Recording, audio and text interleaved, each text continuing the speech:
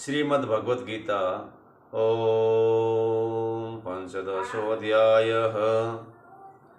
श्री भगवान बोले, आदि पुरुष परमेश्वर रूप मूल वाले और ब्रह्म रूप मुख्य शाखा वाले जिस संसार रूप पीपल के वृक्ष को अविनाशी कहते हैं तथा वेद जिसके पत्ते कहे गए हैं, उस संसार रूप वृक्ष को जो पुरुष मूल सहित तत्व से जानता है वह वेद के तात्पर्य को जानने वाला है। उस संसार वृक्ष की तीनों गुणों रूप जल के द्वारा बड़ी हुई एवं विषय भोग रूपी कोपलों वाली देव, मनुष्य और त्रिक आदि योनि रूप शाखाएं नीचे और ऊपर सर्वत्र फैली हुई हैं तथा मनुष्य लोक में क्रमों के अनुसार बांधने वाली अहमता, ममता और वासना रूप जड़ें भी नीचे और ऊपर सभी लोगों में व्याप्त है। इस संसार वृक्ष का स्वरूप जैसा कहा है वैसा यहाँ विचार काल में नहीं पाया जाता, क्योंकि न तो इसका आदि है और न अंत है तथा न इसकी अच्छी प्रकार से स्थिति ही है। इसलिए इस अहमता, ममता और वासना रूप अति दृढ़ मूल वाले संसार रूप पीपल के वृक्ष को दृढ़ वैराग्य रूप शस्त्र द्वारा काट कर उनके पश्चात उस परम पद रूप परमेश्वर को भली भांति खोजना चाहिए, जिसमें गए हुए पुरुष फिर लौट कर संसार में नहीं आते और जिस परमेश्वर से इस पुरातन संसार वृक्ष की प्रवृत्ति विस्तार को प्राप्त हुई है, उसी आदि पुरुष नारायण के मैं शरण हूँ।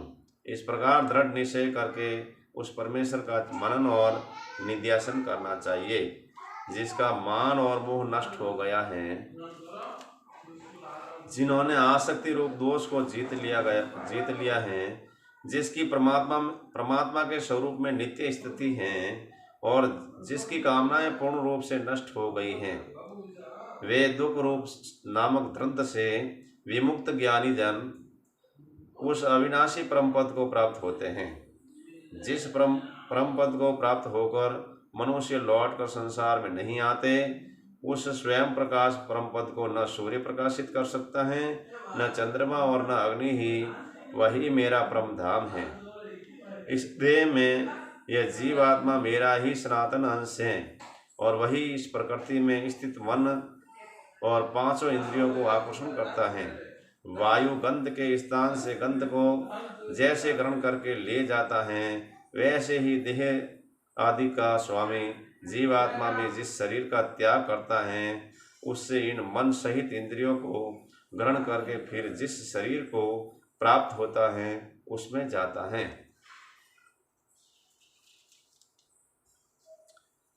यह जीवात्मा श्रोत्र, चक्षु और त्वचा को तथा रसना, घ्राण और मन को आश्रय करके अर्थात इन सब के सहारे से ही विषयों का सेवन करता है। शरीर को छोड़कर जाते हुए को अथवा शरीर में स्थित हुए को अथवा विषयों को भोगते हुए को, इस प्रकार तीनों गुणों से युक्त हुए को भी अज्ञानी जन नहीं जानते। केवल ज्ञान रूप नेत्रों वाले विवेकशील ज्ञानी ही तत्व से जानते हैं। यत्न करने वाले योगी जन भी अपने हृदय में स्थित इस आत्मा को तत्व से जानते हैं, किंतु जिन्होंने अपने अंतःकरण को शुद्ध नहीं किया है, ऐसे अज्ञानी जन तो यत्न करते रहने पर भी इस आत्मा को नहीं जानते। सूर्य में स्थित जो तेज संपूर्ण जगत को प्रकाशित करता है तथा जो तेज चंद्रमा में है और जो अग्नि में है, उसको तू मेरा ही तेज जान। और मैं ही पृथ्वी में प्रवेश करके अपनी शक्ति से संपूर्ण सब भूतों को धारण करता हूँ और रस रूप अर्थात अमृत रूप चंद्रमा होकर संपूर्ण औषधियों को अर्थात वनस्पतियों को पुष्ट करता हूँ। मैं ही सब प्राणियों के शरीर में स्थित रहने वाला प्राण हूँ। प्राण और अपान से युक्त वैश्वानर अग्नि रूप होकर 4 प्रकार के अन्न को पचाता हूँ। मैं ही सभी प्राणियों के हृदय में अंतर्यामी रूप से स्थित हूँ तथा मुझसे ही स्मृति, ज्ञान और अपोहन होता है। और सब वेदों द्वारा मैं ही जानने के योग्य हूँ तथा वेदांत का कर्ता और वेदों को जानने वाला भी मैं ही हूँ। इस संसार में नाशवान और अविनाशी भी ये दो प्रकार के पुरुष हैं। इनमें संपूर्ण भूत प्राणियों के शरीर तो नाशवान और जीवात्मा अविनाशी कहा जाता है। इन दोनों से उत्तम पुरुष तो अन्य ही हैं, जो तीनों लोगों में प्रवेश करके सबका धारण पोषण करता है एवं अविनाशी परमेश्वर और परमात्मा इस प्रकार कहा गया है, क्योंकि मैं नाशवान जड़वर्ग क्षेत्र से तो सर्वथा अतीत हूँ और अविनाशी जीवात्मा से भी उत्तम हूँ, इसलिए लोक में और वेद में भी पुरुषोत्तम नाम से प्रसिद्ध हूँ।